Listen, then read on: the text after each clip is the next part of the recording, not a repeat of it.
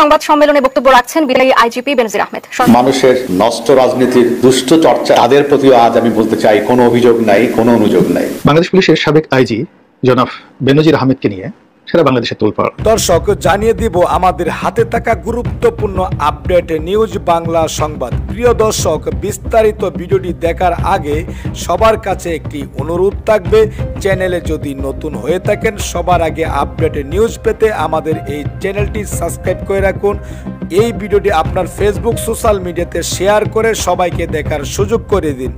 অত্যন্ত গুরুত্বপূর্ণ, ভিডিওটি না টেনে দেখুন। ভিডিও শুরুতেই কিছু ভিডিও শিরোনাম দেখেছেন, সম্পূর্ণ তথ্যগুলো রয়েছে আজকের এই ভিডিওতে। দর্শক, কে কোন জেলা থেকে আমাদের এই ভিডিওটি দেখছেন অবশ্যই কমেন্ট করে জানিয়ে দিন আপনার মূল্যবান মতামত। একটি লাইক দিয়ে দেখতে থাকুন সম্পূর্ণ ভিডিওটি। মানুষ ক্ষুধা দেখেছে, চরম দারিদ্র্য দেখেছে, অশিক্ষা দেখেছে, অসুখ বিসুখ দেখেছে, বঞ্চনা দেখেছে, অভাব দেখে তীব্র অভাব দেখেছে। সেই সঙ্গে রাজনীতিরও অনেক ধরনের ভাঙাগড়া হয়েছে, খেলা হয়েছে এবং আলটিমেটলি দেশের মানুষ বঙ্গবন্ধুর নেতৃত্বে দেশের সাধারণ মানুষ জয়ী হয়েছে সকল অশুভ শক্তির বিরুদ্ধে। তারপরেও বিভিন্ন অভিজ্ঞতায় দেখা গেছে যে আমাদের দেশে এক ধরনের নষ্ট রাজনীতির দুষ্ট চর্চা ছিল বা এখনও আছে। সেই এক শ্রেণীর মানুষের নষ্ট রাজনীতির দুষ্ট চর্চায় যারা আমাকে অন্যায়ভাবে এবং অযৌক্তিকভাবে তাদের বিপক্ষে আবিষ্কার করেছেন কিছু লোক, তাদের প্রতিও আজ আমি বলতে চাই কোনো অভিযোগ নাই, কোনো অনুযোগ নাই। তারাও ভালো থাকবেন সেই প্রত্যাশা করব। কারণ সবাইকে মিলেই বাংলাদেশ, আমার এই ভালোবাসার বাংলাদেশ, আমাদের এই ভালোবাসার বাংলাদেশ, আওয়ার বিলাভড কান্ট্রি। তো এবং সবাইকে মিলেই আমরা সামনের দিকে এগিয়ে যাব এবং একটি কল্যাণমূলক রাষ্ট্র বাস্তবায়নের জন্য আমরা সবাই হাতে হাত রেখে, যে যেখানে আছি সেখান থেকে হাতে হাত রেখে আমরা দায়িত্ব পালন করব। কে এই বেনজির? উনি আমাদের পুলিশের সর্বোচ্চ ব্যক্তি ছিলেন, আইজিপি ছিলেন। উনার ব্যাপারে যে উনি এই সরকারি চাকরি করতে যে কি বিপুল পরিমাণ অর্থ কামাই করেছেন অবৈধভাবে এবং কি বিপুল পরিমাণ সম্পদ গড়ে তুলেছেন, তার একটা ফিরিস্তি বর্ণনা এই পত্রিকার রিপোর্টে দেওয়া হয়েছে।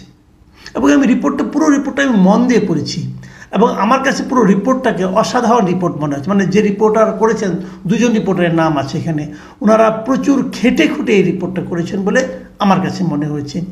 এবং খুঁটিনাটি বর্ণনা আছে এবং সেই সম্পদের যে বিবরণ পড়তে যেয়ে না আমার মাথা ঘুরছিল যে একজন লোক সরকারি চাকরি করতে যেয়ে যার বেতন কখনোই লাখ টাকা ছাড়ায়নি, সে কি করে এত হাজার কোটি টাকার সম্পদের মালিক হতে পারে, যার নাকি সারা দেশে, আমি সংক্ষেপে একটু বলি সম্পদের পরিমাণ, তার সারা দেশে কমপক্ষে 6টা কোম্পানি আছে তাদের। সেগুলো কি, আমি দু একটা নাম বলি: Savannah farm product, Savannah agro limited, Savannah natural park, Savannah eco resort, Savannah country club, best holding, এরকম অনেকগুলো আছে।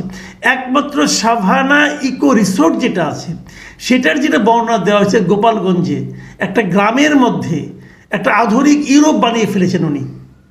এবং সেখানে ঢোকার জন্য গ্রামের রাস্তা ছিল না, 7 কিলোমিটার রাস্তা বানিয়েছেন, সেটাও সরকারি খরচে। মানে উনি সরকারের পদস্থ কর্মচারী ছিলেন, কর্মকর্তা ছিলেন, প্রভাব খাটিয়ে উনি সরকারি অর্থে 7 কিলোমিটার দীর্ঘ একটা রাস্তা বানিয়েছেন ওনার ইকো রিসোর্টে যাওয়ার জন্য। এবং সেখানে যাতে নিরাপত্তার অভাব না হয় সেখানে একটা পুলিশ ক্যাম্প বানানো হয়েছে, উনি পুলিশের প্রধান ছিলেন।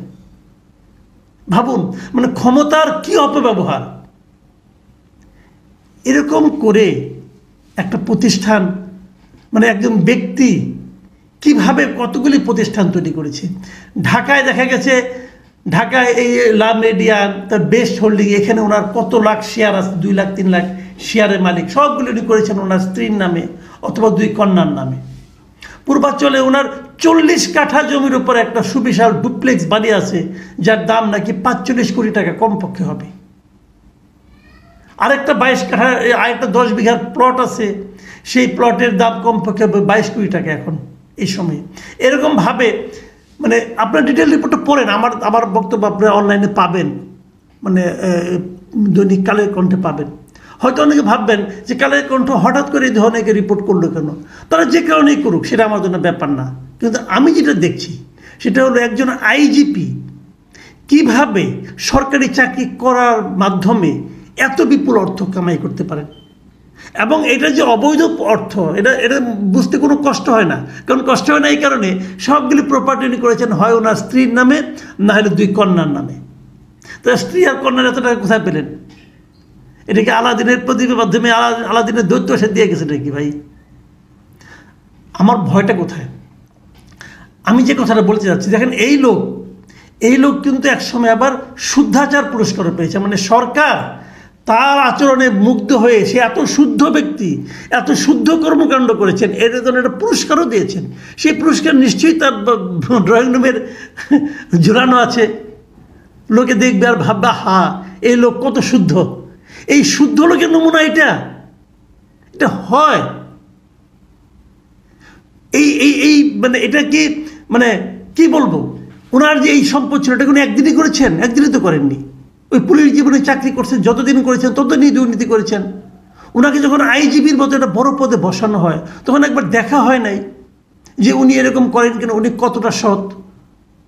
আচ্ছা, দেশে তো অনেক গোয়েন্দা সংস্থা আছে, ডিবি আছে, সিআইডি আছে, কত কিছু আছে না?